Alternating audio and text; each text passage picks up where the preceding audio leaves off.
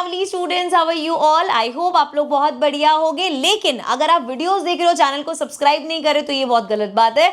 सबसे पहले चैनल को करो सब्सक्राइब, बेल आइकन दबा दो ताकि अगर कोई भी न्यू वीडियो अपलोड होते तो आपके पास नोटिफिकेशन आ जाएगी। ठीक है, चलो now let's quickly get started. So now we have exploring diagonals of rectangles and squares. अब डायगोनल्स क्या होते हैं ये मैं आप लोगों को पहले ही बता चुकी हूँ। जैसे इस तरीके से अगर आपके पास एक स्क्वायर है या इस तरीके से आपके पास एक रेक्टेंगल है तो डायगोनल्स क्या होते हैं बच्चे। जैसे ये है, इसके ऑपोजिट ये, इसको हमने ज्वाइन किया, ये डायगोनल है। इसको और इसको ज्वाइन किया, ये एक डायगोनल है। सिमिलरली यहाँ से ये ज्वाइन कर दिया, ये ज्वाइन कर दिया, तो ये क्या है, दीज आर डायगोनल्स। इनको बोलते हैं हम डायगोनल्स। अब इन डायगोनल्स की भी कुछ प्रॉपर्टीज होती है जो हम अब पढ़ने वाले हैं। देखो सबसे पहले क्या बोला, consider a rectangle PQRS join PR and QS। तो PQRS साथ साथ करते हुए चलते हैं, ज़्यादा मजा आएगा। ठीक है, सो एक रेक्टेंगल, अभी हम कोई मेजरमेंट्स नहीं ले रहे, कुछ नहीं ले रहे, सिंपल रफली एक रेक्टेंगल ड्रॉ कर रहे हैं। सो यहाँ से हमने लिया इस तरीके से। ठीक है, थोड़ा सा इसको यहाँ से एक्सटेंड कर लेते हैं। अभी मैं यहाँ पे बिल्कुल एग्जैक्ट वो 90 डिग्री वाला भी नहीं बना रही क्योंकि सिर्फ अभी आपको समझाना है। सो ये लिया इस तरीके से ऐसे और इसको ज्वाइन कर देते हैं। थोड़ा सा ये शायद एक्स्ट्रा आ गया, कोई बात नहीं, हम उसको एक्सटेंड कर लेंगे। ये हो गया और ये हो गया रेक्टेंगल। ठीक है, ये हमने रेक्टेंगल बना लिया। Let's name this PQRS। ठीक है, तो ये रेक्टेंगल PQRS है। अब यहाँ पे अगर हम PR और QS को ज्वाइन करें, ये P है ये R है, PR को ज्वाइन करो। सो यहाँ से ये लिया हमने और ये P है, PR ज्वाइन कर दिया और यहाँ Q और S को ज्वाइन करना है। सो ये लिया और ये हो गया हमारा QS को ज्वाइन कर दिया। ठीक है, सो यहाँ पे आपके पास दो डायगोनल्स आ गए।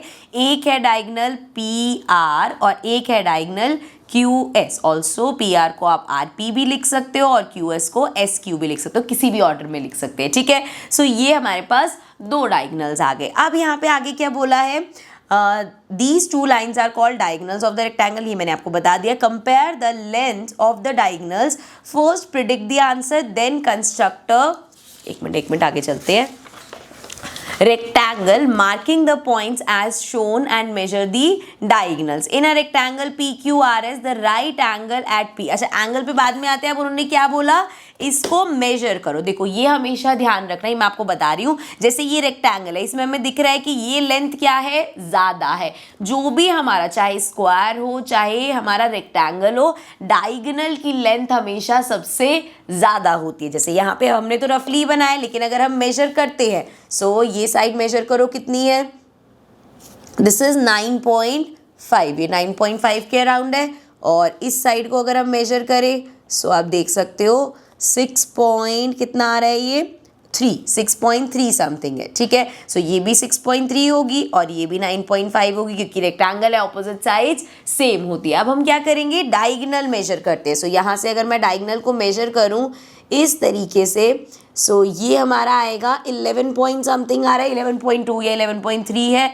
ठीक है, 11.2 लिख लेते हैं। इसको मेजर करोगे सो ये भी हमारा 11.2 या 11.3 आ रहा है। सो यहाँ पे हमने क्या देखा, पहली चीज तो हमने देखा कि इन साइड से बड़ा है डायगोनल। सो डायगोनल हमेशा जो भी आपकी साइड है उसकी लेंथ से ज्यादा होगा। और दूसरी चीज हमने देखा कि जो डायगोनल है उसकी जो लेंथ है दोनों डायगोनल्स की सेम रहती है, डायगोनल्स की लेंथ सेम होती है। ओके, अब आगे देखो। ठीक है, तो ये हमने एनालाइज कर लिया। अब दूसरी चीज जो हम देखेंगे, देखो ये हमारे एंगल्स होते हैं। जैसे ये है angle P, this is angle Q, this is angle R, this is angle S। अब यहाँ पे ये सभी एंगल्स कितने होते हैं, 90 डिग्री। ये चीज तो हमें अच्छे से पता है। अब ये क्या कह रहा है कि जो डायगोनल है ये एंगल को दो पार्ट में डिवाइड करता है। अगर हम देखें, सो अब एक एंगल ये है, एक एंगल हमारे पास ये है, तो मतलब डायगोनल ने क्या किया, दो एंगल्स में डिवाइड कर दिया।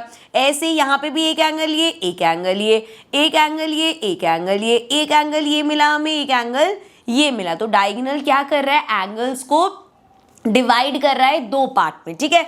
अब जरा देखो यहाँ पे पढ़ लेते हैं क्या क्या बोल रखा है, इसको उधर कर लेती हूँ मैं।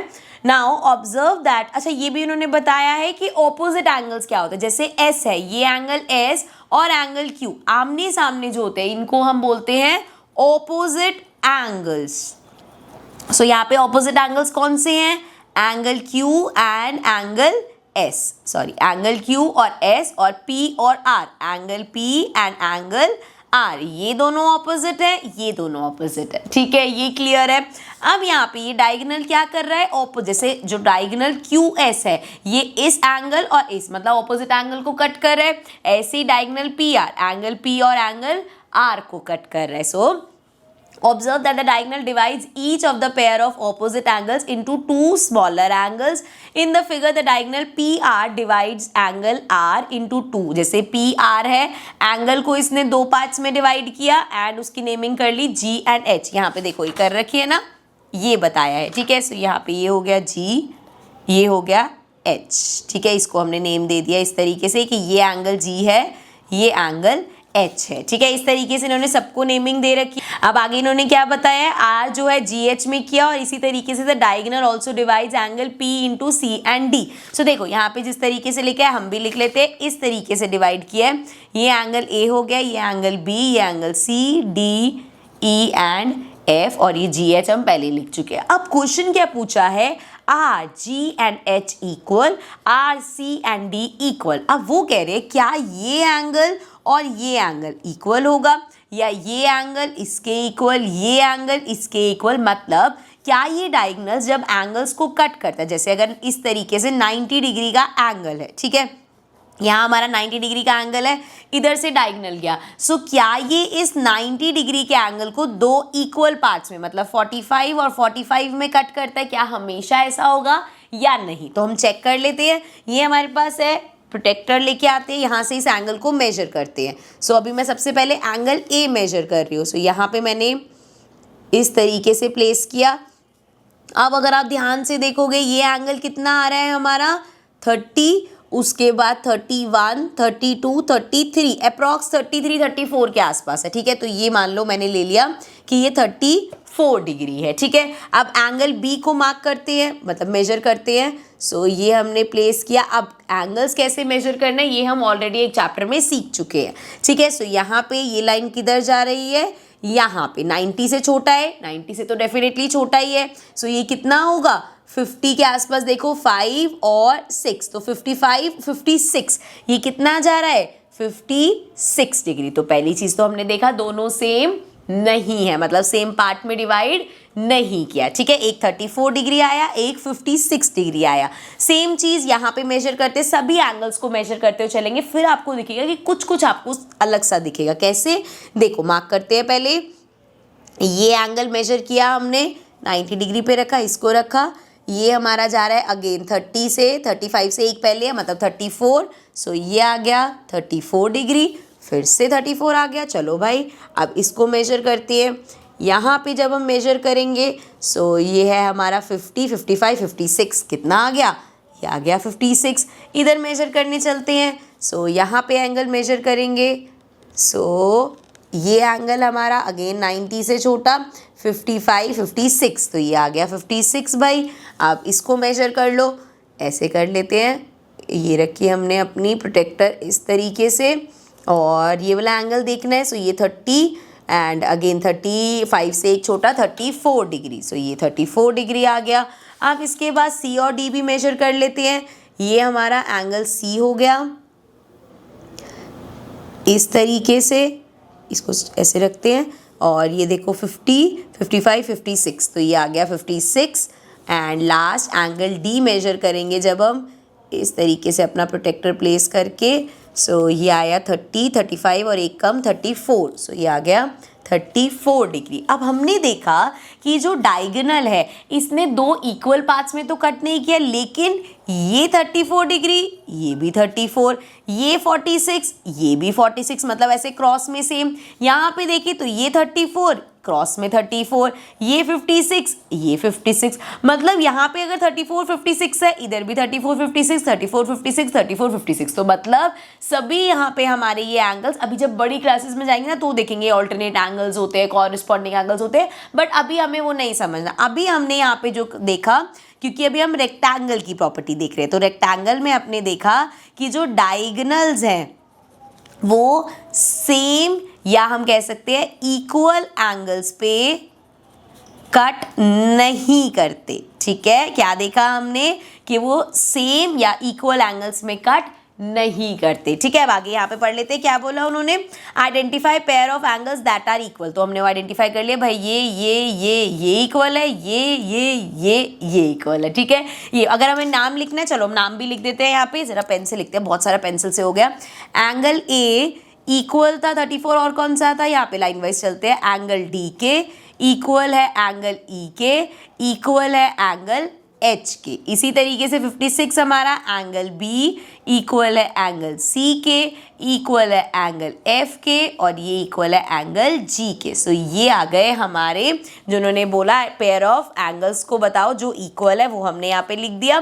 नेक्स्ट है explore how should the rectangle be constructed so that the diagonals divide the opposite angles into equal parts. अब वो कह रहे हैं इस डायगोनल को क्या हम इस तरीके से कंस्ट्रक्ट कर सकते हैं कि ये जो हमारे एंगल्स कट हो वो सेम हो, मतलब ये 45 है तो ये भी 45 ही हो। और 45 क्यों बोला मैंने, क्योंकि मैंने अभी आपको समझाया कि ये रेक्टेंगल का एंगल तो 90 डिग्री रहेगा बच्चे, और अगर इसको इक्वल पार्ट्स में काटना है तो 45 होगा, तभी इक्वल होगा। सो इस केस में अगर आप चाहते हो कि एंगल्स इक्वल कटे तो हमें एक रेक्टेंगल नहीं, हमें बनाना पड़ेगा एक स्क्वायर, मतलब या हम बोल सकते हैं ऐसा रेक्टेंगल फॉर्म करो जिसकी सभी साइड्स जो हैं, जिसकी सारी साइड्स जो हैं वो इक्वल हो। क्या होता है सारी साइड्स इक्वल, स्क्वायर होता है, तो आपको स्क्वायर बनाना पड़ेगा। सो अब ट्राई करते हैं। सो अब यहाँ पे मैं एक स्क्वायर कंस्ट्रक्ट करने वाली हूँ। स्क्वायर का हमें पता है क्या होता है, सारी साइड्स सेम होती हैं। सो 8 सेंटीमीटर का बना लेते हैं इस तरीके से। ठीक है, अब स्क्वायर बनाने के लिए अगेन अब मैं एक्यूरेट बना रही हूँ क्योंकि हमें एंगल मेजर करने हैं, तो ज़रा सा भी इधर उधर होगा सो वो गलत हो सकता है, इसीलिए एग्जैक्ट एक स्क्वायर बना रहे हैं। ये मैंने 90 डिग्री मार्क कर लिया, इधर गए, यहाँ पे भी इसको प्लेस किया इस तरीके से एंड 90 डिग्री का एंगल मार्क कर लिया। ठीक है, अब हमें क्या करना है 8 सेंटीमीटर। सो ये हो गया इस तरीके से, ये लेके गए 8 सेंटीमीटर आ गया। ठीक है, और यहाँ से ये लिया हमने और इस पॉइंट से 8 सेंटीमीटर यहाँ तक आ गया। ठीक है बेटा, अब इसको ज्वाइन कर दो, ये भी हमारा 8 ही आएगा, ये देख लो, ये कर दिया हमने ज्वाइन। ठीक है, तो अब हमने एक स्क्वायर बनाया। क्या बनाएंगे, इसके डायगोनल के लिए ये इसको नाम दे देते हैं ABCD। ठीक है, किसी भी ऑर्डर में कर सकते हो, वो आपको ऑलरेडी पता है। सो यहाँ से B के ऑपोजिट कौन सा है, D है। सो इसको हमने ज्वाइन कर दिया, ये आ गया BD, और A को ज्वाइन करेंगे, इसके सामने कौन सा है, C। सो ये आ गया हमारे पास डायगोनल AC। ठीक है, आप पहली चीज़ क्या करेंगे, क्योंकि स्क्वायर तो हमने पहली बार बताया, एंगल्स पे तो जाएंगे, पहले एक बार लेंथ देख लेते हैं। ये हमने कितना बनाया है, साइड कितनी है 8 सेंटीमीटर। डायगोनल अगर हम मेजर करें तो देखो ज़रा, यहाँ से इस तरीके से अपने रूलर को रखा, आप देख सकते हो डायगोनल कितना आ रहा है 11.1 समथिंग आ रहा है। इसको भी मेजर करते हैं, यहाँ से अगर आप देखोगे इस तरीके से रखा, यहाँ पे भी आप देख सकते हो 11.1 आ रहा है। सो ये अगर 11.1 है, सो पहली चीज़ हमने फिर से यहाँ पे क्या देखी कि जो डायगोनल की लेंथ है वो ग्रेटर है किससे, साइड की लेंथ से। सो हमारा डायगोनल हमेशा साइड से बड़ा होता है, पहली चीज़ कंक्लूड करी हमने। दूसरा हमने यहाँ पे भी सेम देखा जो हमने रेक्टेंगल्स में देखा था कि डायगोनल की जो लेंथ है, जो दोनों डायगोनल्स हैं उनकी जो लेंथ होती है वो सेम होती है। ठीक है बच्चे, सो ये दो चीज़ें यहाँ भी देखी। अब आ जाते हैं एंगल्स पे। सो हम देख सकते हैं डायगोनल BD जो है उसने एंगल B को 2 पार्ट्स में कट किया है, इसने एंगल D को 2 पार्ट्स में कट करा है। ठीक है, इसी तरीके से AC ने एंगल C और एंगल ए को कट किया। अब हमें देखना है एंगल्स को मेजर करके कि क्या इक्वल पार्ट्स में कट किया है या नहीं। सो देखो ज़रा, पहले हम सबसे पहले ये वाला एंगल नेमिंग कर दूं मैं, इसको बोल दिया A B C D E F G H. चलो सबसे पहले एंगल ए मेजर करते हैं। ये हमने रखा अपने प्रोटेक्टर को इस तरीके से, ठीक है। अब यहाँ पे अगर हम देखें 40 और 45 के बीच में ये क्या है, 45 डिग्री। सो एंगल ए कितना आया, 45 डिग्री। एंगल बी मेजर करते हैं, इस तरीके से अपने प्रोटेक्टर को प्लेस करेंगे हम। अगेन यू कैन सी 40 और 50 के बीच में आ रहा है, सो दिस इज 45 डिग्री। यहाँ पे मार्क करते हैं। ये एंगल देखा हमने, इस तरीके से प्लेसमेंट करी। पहले एंगल डी देख रहे हैं 45 डिग्री, एंड इसी तरीके से एंगल सी भी मेजर कर लेते हैं। सो यहाँ पे इसको प्लेस किया हमने। एंगल, ये वाला एंगल देख रहे हैं हम, ये 90 डिग्री और ये, तो ये हो गया 45 डिग्री। और अगर यहाँ से अगर आप डी बी मेजर ऐसे ही करोगे तो वो भी 45 डिग्री आ रहा है। सेम यहाँ से इस तरीके से इस एंगल को मेजर कर लेते हैं। ये रखा हमने, यहाँ से ये जा रहा है, ये कितना है यहाँ पे 45, और यहीं से अगर ये एंगल भी देखोगे सो ये हमारा दोनों 45 डिग्री है। सिमिलरली यहाँ से भी मेजर कर लो, एंगल इस तरीके से रखा हमने, ठीक है। सो ये एंगल अगर हम देखें, फिलहाल तो पहले ये वाला आ रहा है, यहाँ से ये देख लेते हैं, ये बेस लाइन है, ये है, ये आ रहा है 45 डिग्री। अब एंगल जी देखेंगे, सो इस तरीके से रखो और एंगल जी देख लो 45 डिग्री है, ठीक है। यहाँ पे मैंने दोनों सेम देख लिया था। जब भी आप जैसे एंगल सी देखना है तो उसकी बेस लाइन इस तरीके से रखोगे ऐसे, और वो एंगल देखना है तो उसकी बेस लाइन ऐसे। सो सारे एंगल्स हमारे पास क्या आ रहे हैं, 45 डिग्री के आ रहे हैं। तो हमने स्क्वायर के केस में क्या देखा बच्चे, स्क्वायर के केस में हमने देखा कि ये जो डायगोनल्स हैं ये क्या कर रहे हैं, इस एंगल को बाइसेक्ट कर रहे हैं। अभी नया वर्ड आ गया, बाइसेक्ट क्या होता है, बाइसेक्ट का मतलब होता है जैसे ये हमारे पास